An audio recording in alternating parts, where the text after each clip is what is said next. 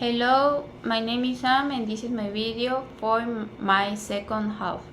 And today I'm going to talk about figurative language.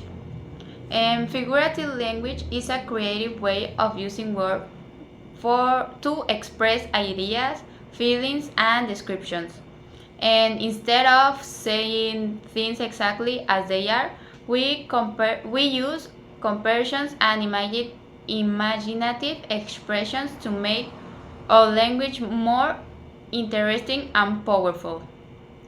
We can find figurative language in books, poems, songs, movies, advertisements, and even in every conversation. There are many types of figurative language, but today I will explain four of the most common. Most of the common ones: smiley, metaphor, personification, and hyperbole. First, let's talk about smiles. A smile is a comparison between two different things using two words, like or as. Smiles help us create clear images in the listener's mind. For example, if I say, my backpack is very heavy as a rock, I am comparing my backpack to a rock to show that it's very heavy. Another example is she runs like the wind. That means that she runs very fast. The second type is metaphor. Metaphor also compares two things, but it does not use the word like, are, like, or as. For example, the classroom was a zoo. This does not mean there were animals in the classroom.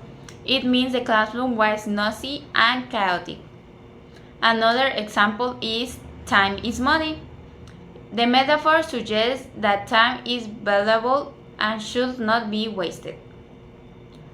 The third type is personification. Personification happens when we give human qualities to animals, objects, or ideas. For example, the sun smiles at us this morning. The sun cannot smile, but this expression creates a placement image. Another example is my alarm clock screamed at me to wake up. The alarm clock does not actually scream, but describes help, but the description helps us imagine the sound more clearly. The fourth type is hyperbole, which means exaggeration. People use hyperbole to emphasize an idea or feeling. For example, I have a ton of work. Of course, the work does not really weigh a ton. Another example is I waited forever for the bus.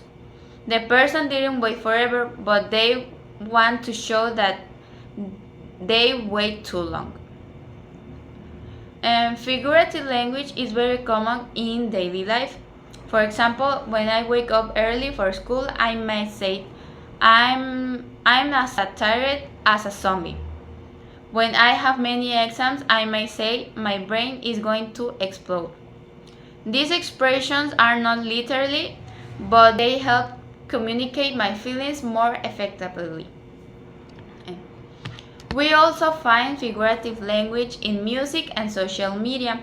Many songs lyrics use metaphors and personification to express emotions. This makes the song more meaningful and memorable.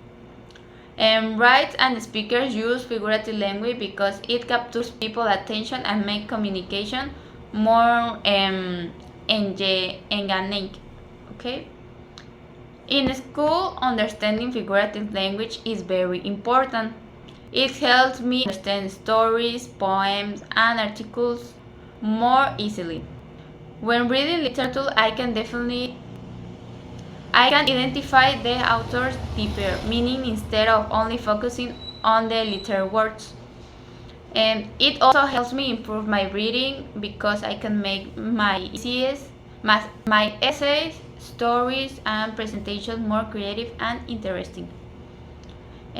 Personally, I can apply figurative language in my school life by writing better compositions and giving more engaging presentation. I can also use it in every conversation to express my feelings and ideas in more vivid way.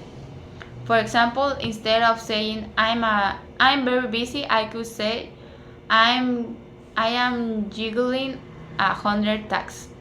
This makes my message stronger and more expressive.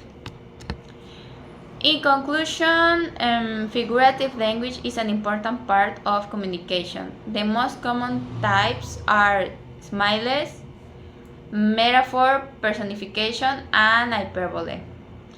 These techniques make language more colorful, interesting, and memorable.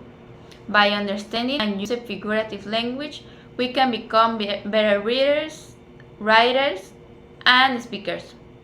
Thank you for your attention. Have a great day.